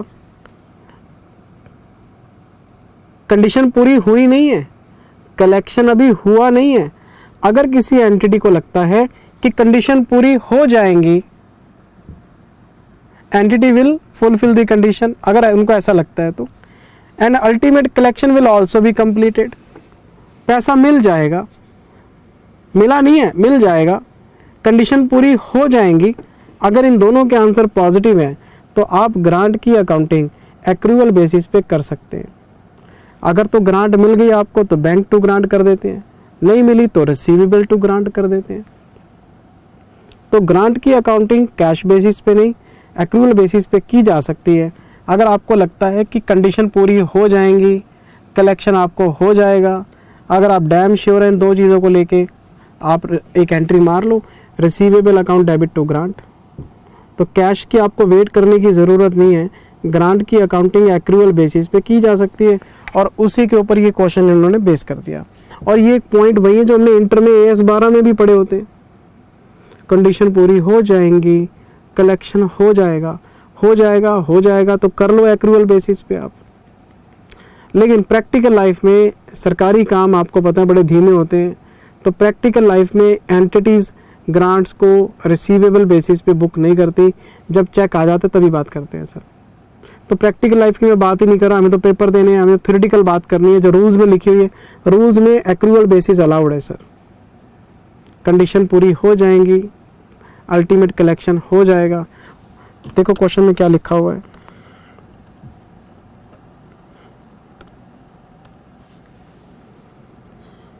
A Limited has been conducting its business activities in backward areas of the country and due to higher operating cost in such regions it has collectively incurred huge losses in previous years। Backward area में जाके industry लगा दी, वहाँ पे खर्चे वर्चे operate करने के बहुत ज़्यादा हो गए, जिसकी वजह से इनको लॉस हो गया, इनको लॉस हो गया। अच्छा, as per a scheme of government announced in March X1, please ध्यान से देखना, घंटी बज जानी चाहिए। मार्च X1 इसका मतलब 31 मार्च X1 से पहले सरकार की अनाउंसमेंट आ गई है, सरकार ने स्कीम अनाउंस कर दी है बैलेंस शीट डेट से पहले। अच्छा, the company will be partially compensated for the losses incurred by it to the extent of 10 crore rupees which will be received in October X1। पैसा मिलेगा कब? अक्टूबर X1 में। लेकिन पॉलिसी अनाउंस कब हुई? पॉलिसी अनाउंस हुई है मार्च X1 में। अब मुझे बताओ, जब सरकार ने अनाउंस कर दिया है और आप लॉसेस इनकर कर चुके हैं, कंपनी लॉसेस इनकर कर चुकी है, तो कंडीशन सेटिस्फाइड है। और मार्च में सरकार ने अनाउंस भी कर दिया है कि आपको 10 करोड़ रुपए तक का लॉस हम आपको कॉम्पनसेट कर देंगे। तो पैसा चाहे आपको अक्टूबर में मिला हो, अक्टूबर में आना हो या मिला हो, हमें अक्टूबर पढ़ना ही नहीं है क्योंकि ये तो कैश बेसिस है। एक्रूअल बेसिस पे आपको मार्च X1 में ही रिसीवेबल की एंट्री डाल लेनी चाहिए। और अगर मुझसे पूछे जी कौन से फाइनेंशियल ईयर में कवर हो रहा है, तो मैं बोलूँगा X0 X1 में आपको एक्रूअल बेसिस पे ग्रांट को बुक कर लेना चाहिए। और अगर मैं कैश बेसिस पे चलता हूँ तो फिर वो X1 X2 में कवर होगा, which is wrong as per the rules. अच्छा आगे देखते हैं क्वेश्चन क्या कहता है। The compensation being paid by the government meets the definition of government grant as per Ind AS 20। जो कॉम्पनसेशन मिलेगा वो ग्रांट की डेफिनेशन को पूरा करता है। Assume that no other conditions are to be fulfilled by the company to receive the, इसके अलावा कोई कंडीशन नहीं है, तो फिर लॉसेस की कंडीशन तो आपकी प्रीवियस ईयर में पूरी हो चुकी है। लॉसेस तो आपने पिछले सालों में इनकर कर दिए हैं। कंडीशन पूरी हो जाएंगी, पैसा आ जाएगा। अगर आपको लगता है तो एक्रूअल बेसिस पे ग्रांट को रिकॉर्ड किया जा सकता है। सरकार ने अगर प्रॉमिस की है तो सरकार पैसे देगी आपको। तो मार्च में प्रॉमिस आया है, लॉसेस आपके इनकर हो चुके हैं, तो आप रिसीवेबल की एंट्री डाल लो मार्च में। आपको अगले साल के लिए वेट करने की ज़रूरत क्या है। When should the grant be recognised in the statement of P&L, आपको P&L में कब रिकॉग्नाइज करना चाहिए। Discuss in the light of relevant Ind AS, बताओ। अगर मैं आपको इसका आंसर चेक कराऊं, थ्योरेटिकल आंसर है sir,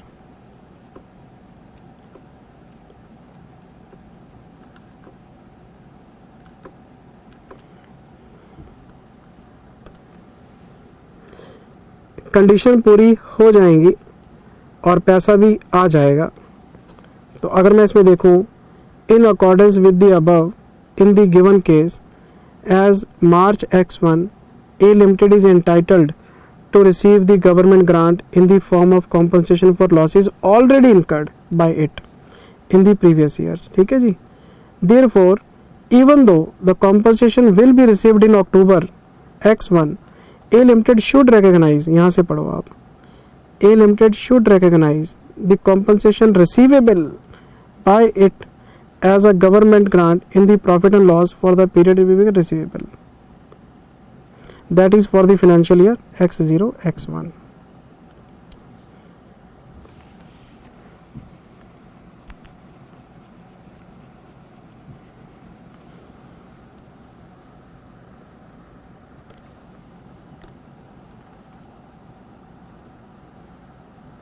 One, two, two, three, three, three, three, four, four, four, five, five, five, five, six, six। लो जी, मैं आ गया क्वेश्चन नंबर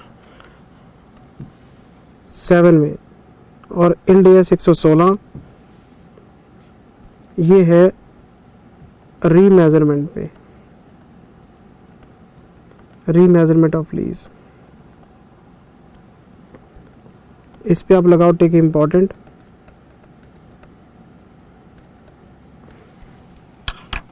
मैं आराम से बैठा हूँ जी, आप क्वेश्चन पढ़ लो अपना प्लीज़। क्लास में सब डिस्कस किया हुआ है हमने, मैं तो सिर्फ क्वेश्चन रीड करा रहा हूँ, क्वेश्चन चेक करा रहा हूँ आपको।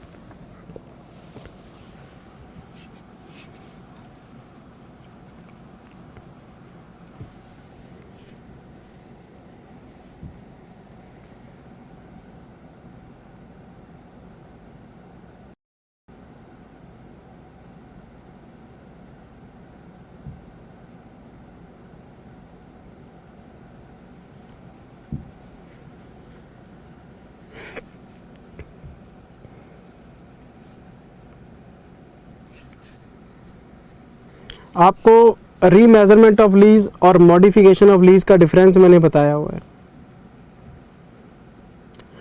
अगर लीज कॉन्ट्रैक्ट के किसी भी एग्जिस्टिंग क्लॉज में चेंजेस आते हैं तो लीज को हम रीमेजर करते हैं, और अगर कोई नया क्लॉज हम जोड़ते हैं तो उसमें मॉडिफिकेशन पढ़ना पड़ता है आपको।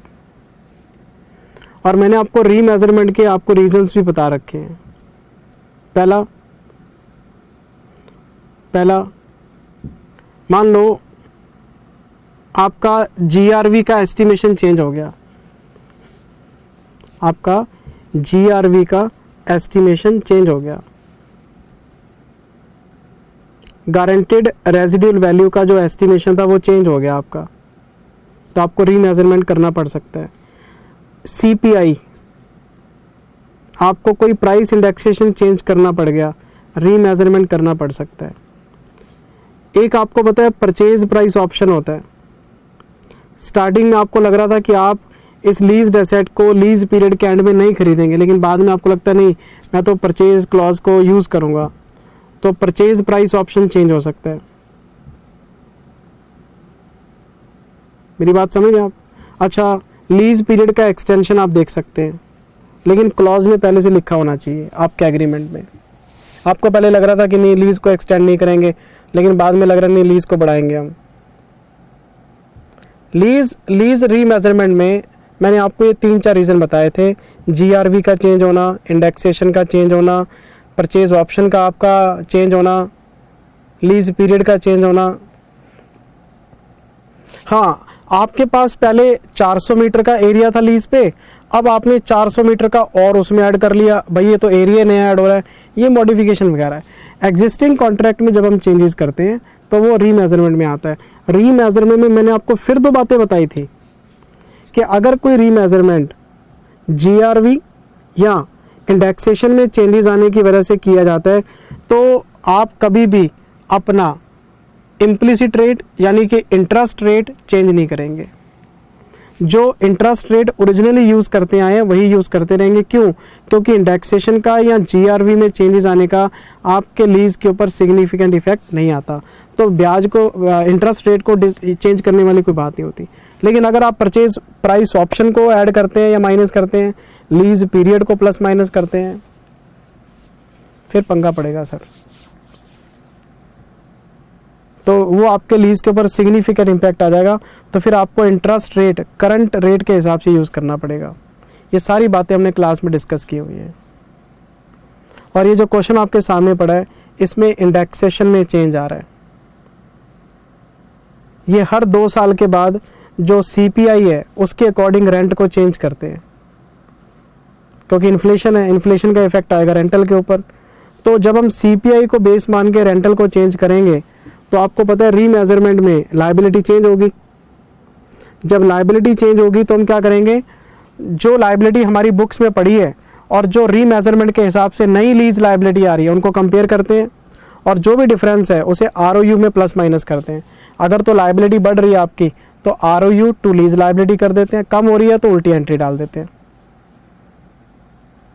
तो इस क्वेश्चन में इंडेक्सेशन की वजह से लीज रेंटल पे इम्पैक्ट आया, तो हम नया लीज रेंटल लेके उसकी लीज लायबिलिटी की वैल्यू निकालेंगे और पुराने वाली से कंपेयर करके डिफरेंस निकालेंगे। पर एक बात का ध्यान रखना, मैं इसमें इंटरेस्ट रेट को चेंज नहीं करूंगा। क्यों? सीपीआई की वजह से आपका रेंटल चेंज हो रहा है, तो सीपीआई की वजह से जो रेंटल चेंज होते हैं वो आपकी लीज लायबिलिटी को सिग्निफिकेंट तरीके से इफेक्ट नहीं करते। तो जीआरवी और सीपीआई दोनों ही इफेक्ट नहीं करते, तो कभी भी इंटरेस्ट रेट को चेंज नहीं करते हम। बड़ा सिंपल सा क्वेश्चन है सर। हमने क्लास में क्वेश्चन किया हुआ है, क्वेश्चन नंबर 32 पढ़ा था हमने। क्वेश्चन नंबर 32 हमारी बुक का ही है, 32वां क्वेश्चन। तो वैसे तो मैं जितने क्वेश्चन पीछे करा के आया हूँ मैं बुक से चेक करा सकता था, मैंने बुक से चेक कराया नहीं, मैं क्या सॉल्व भी कर देता हूँ। इसको भी मैं सॉल्व कर देता हूँ बड़े आसान तरीके से सर। ये देखो आप,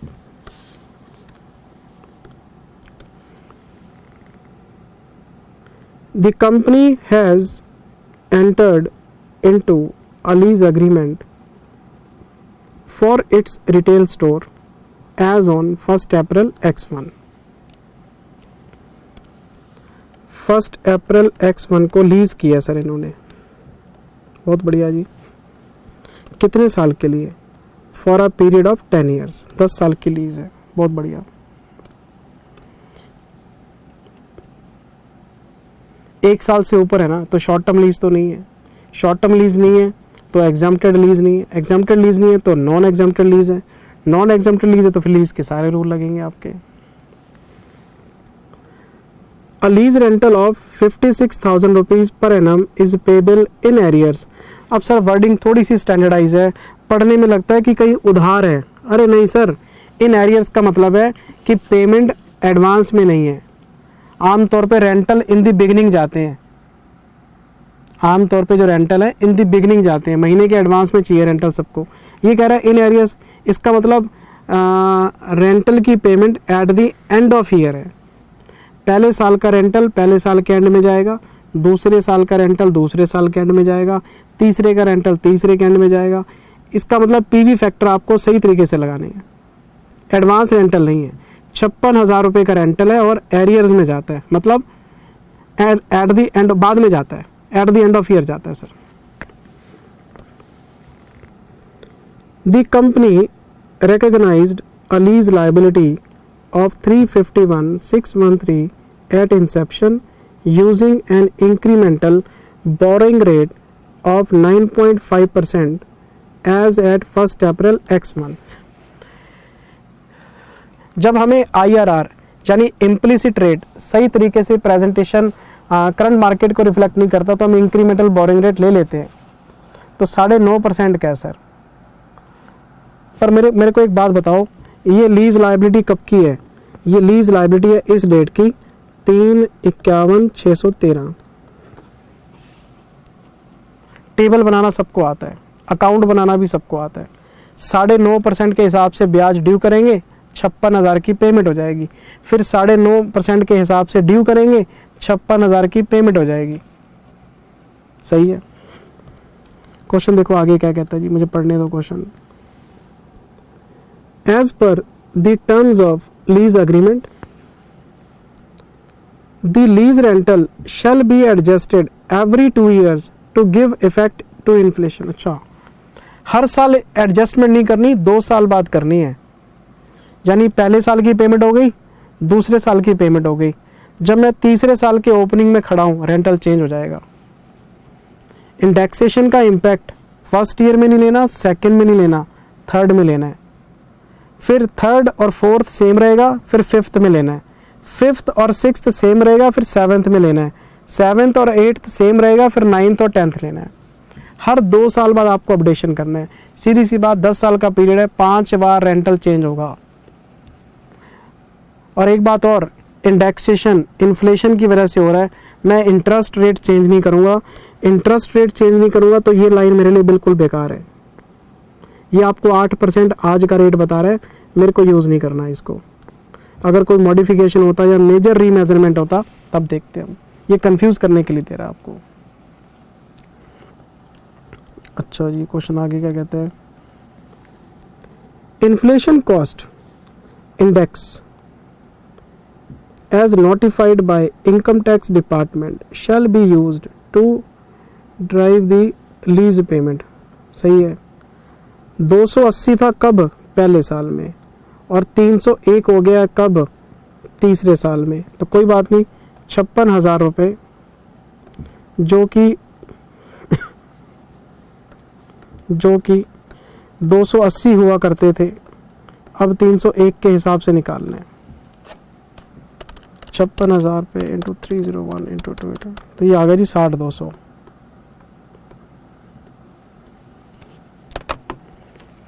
ये कब हुआ? ये हुआ 1/4/X3 को। कैसे पता लगा? X1 X2 पहला साल, X2 X3 दूसरा साल, तो ये हम तीसरे साल के शुरू में खड़े हैं, रेंटल चेंज हो गया। अच्छा एक बात बताओ, 10 साल का पीरियड था, 2 साल निकल गए, 8 साल रह गए। अच्छा, तो मैं क्या करना चाहता हूँ, मुझे यहाँ पे 2 काम करने पड़ेंगे मेरे बच्चे। मुझे 1/4/X3 को, इस लीज लाइबिलिटी को रिकैलकुलेट करना पड़ेगा। ये जो 351,613 है, मैं इसको रीमेजर करूँगा। यहाँ पे मैं इसको क्या करने वाला हूँ, रीमेजर करूँगा, क्योंकि ये 2 साल पुरानी लाइबिलिटी है। मुझे इसको 1/4/X3 पे लेके आना है। फिर मैं इसका कंपैरिजन करूंगा इसके साथ।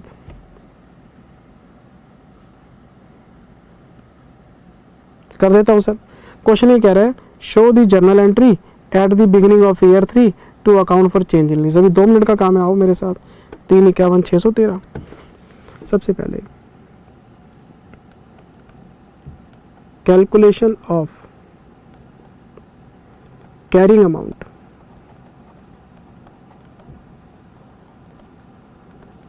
ऑफ एग्जिस्टिंग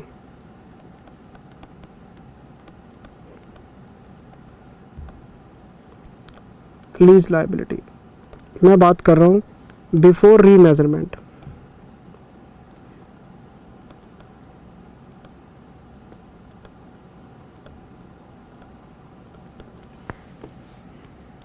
मैंने रीमेजरमेंट अभी किया ही नहीं, मैं तो एग्जिस्टिंग की बात कर रहा हूं।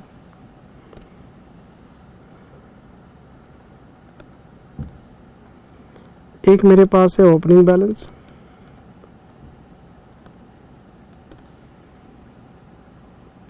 Interest at the rate of 9.5%, फिर पेमेंट, फिर क्लोजिंग बैलेंस।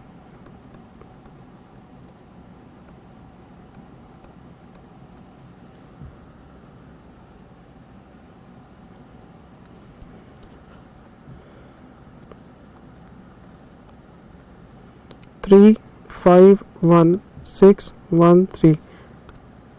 मेरे को एक बार चेक करने दो बेटे प्लीज़। 351613 बिल्कुल ठीक बात है। 9.5% का ब्याज बताओ कितना। 351,613 इंटू 9.5%, 33,403। 56,000 की पेमेंट जाएगी।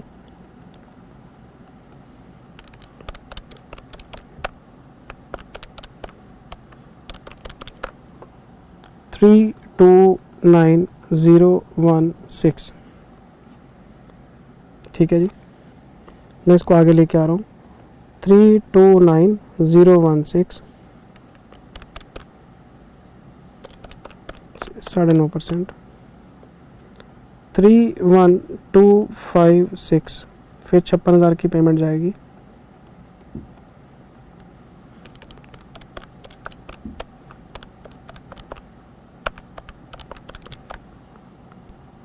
थ्री 304,272। मैंने इसको मार्क कर लिया। ये मेरी कैरिंग अमाउंट है before remeasurement.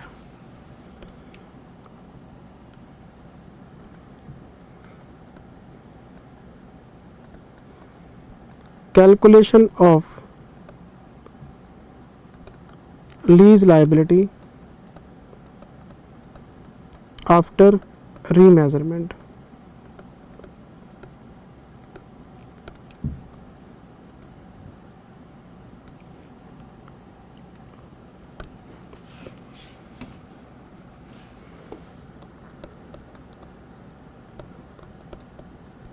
Revised lease rental तो 56,000 रुपये 1 साल के हैं। इंडेक्सेशन चेंज हो गया।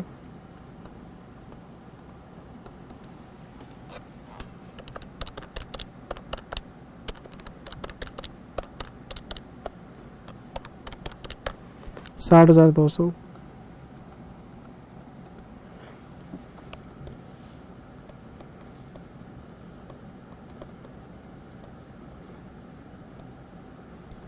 Revised lease liability 60,200 into annuity factor निकाल रहा हूँ जी मैं। Annuity at the rate of 9.5% for 8 years. 1/1.095 9.5%। मैंने रेट चेंज नहीं करा। 1 2 3 4 5 6 7 8 5.4334। 60,200 इंटू 5.4334 तो ये आ जाएगा जी 327091 1/1.095 1 2 3 4 5 6 7 8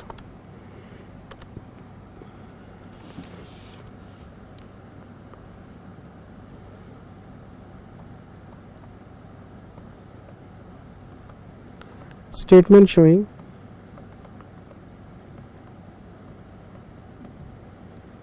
changes in liability.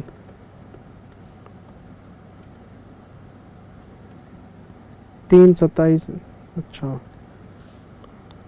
इंक्रीज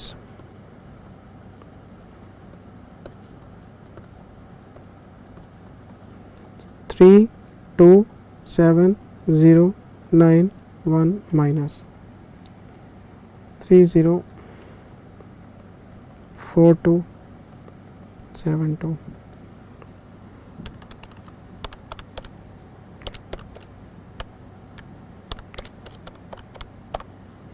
22,819 रुपये हैं। एक एंट्री डाल देते हैं इसकी हम। क्या एंट्री डालने वाली है? ROU debit 22,819 to lease liability 22,819 being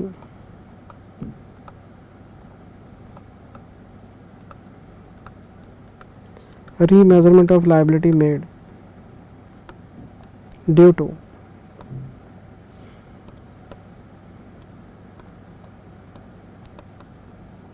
inflation। है कोई मुश्किल काम? बताओ। बस मैंने यहाँ पे एनुटी फैक्टर ले लिया और इन्होंने क्या किया हुआ आंसर में, ये देखो इन्होंने पीवी फैक्टर अलग अलग लगा दिए। इन्होंने पीवी फैक्टर अलग अलग लगा दिए, ये वैल्यू आ गई। अच्छा, और फिर आगे ये यहाँ पे आ गए, फिर इसका डिफरेंस निकाल लिया। सर ये वाली वैल्यू आपकी तो अलग आ रही। अरे भाई साहब, फाइनल के बच्चे हैं आप, कैसी बातें कर रहे हैं। मैंने 32791 निकाले, इन्होंने 327,127 निकाले। कितने रुपए का अंतर है सर? 20-30 रुपए का अंतर है। तो वो एनुटी फैक्टर लिया मैंने, इन्होंने इंडिविजुअल पी फैक्टर लगाए, फ़र्क पड़ जाता थोड़ा बहुत। अब सर ये कोई इतना बड़ा फ़र्क तो है नहीं कि 20-25 रुपए की वजह से सारा क्वेश्चन ही आपका कट जाएगा, नंबर कट जाएंगे आपके। चलें सर आगे। अच्छा, क्वेश्चन की टेक्निक को सीखते हैं हमेशा।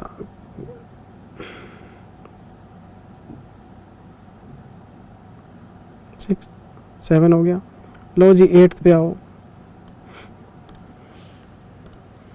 क्वेश्चन नंबर 8 है जी इंड एस 33 का, और इंड एस 33 सबका फेवरेट है जी EPS का।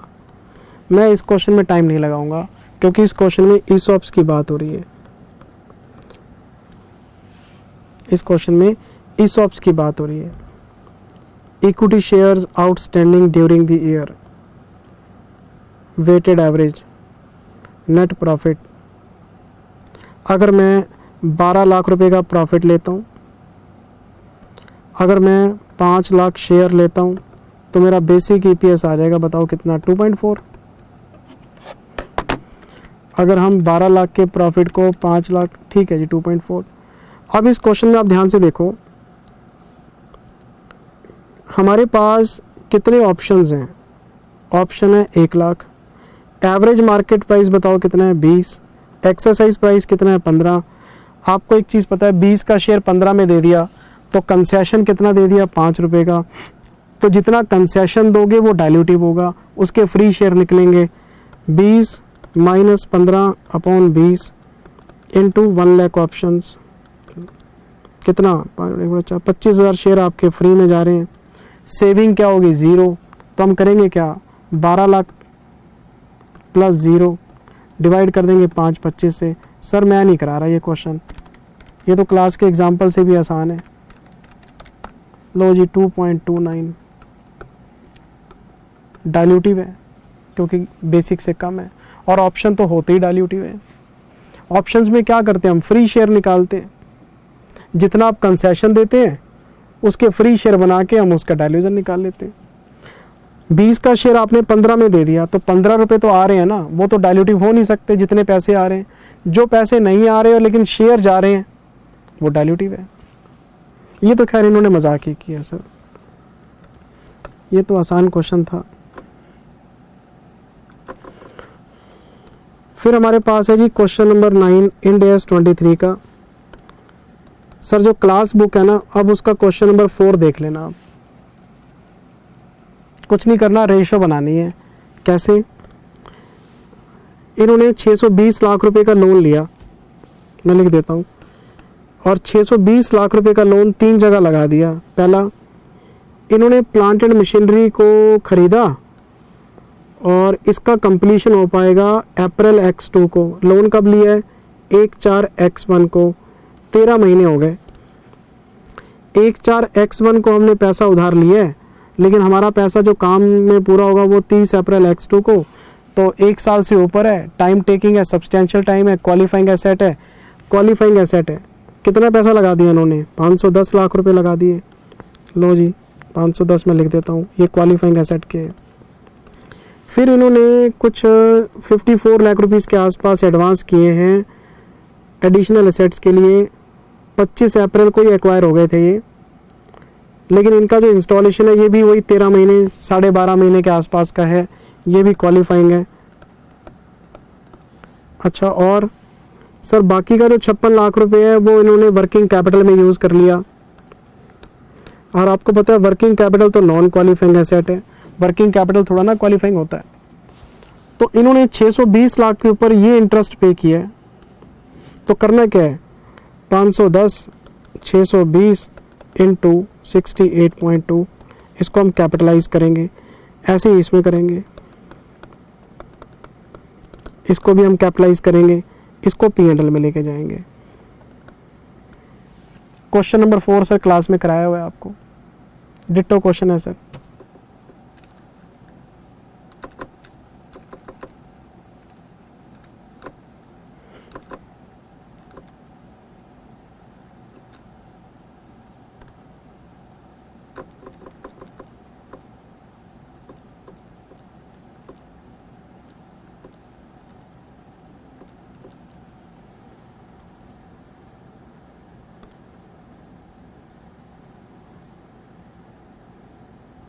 ये देखो आप, क्वालिफाइंग ये रहा जी, नॉट अ क्वालिफाइंग। लो जी P&L वर्किंग कैपिटल में डाल दी।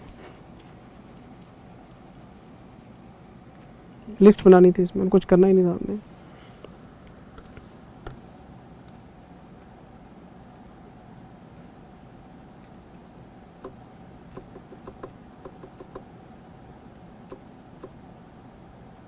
फिर इसके बाद ही हमारे पास क्वेश्चन नंबर 38। ये जी एक्स्ट्रा क्वेश्चंस में क्वेश्चन नंबर 2 है अपनी बुक में। एक्स्ट्रा क्वेश्चंस में क्वेश्चन नंबर 2 है इंड AS 38 का। डिट्टो क्वेश्चन क्लास में डिस्कस किया हुआ है।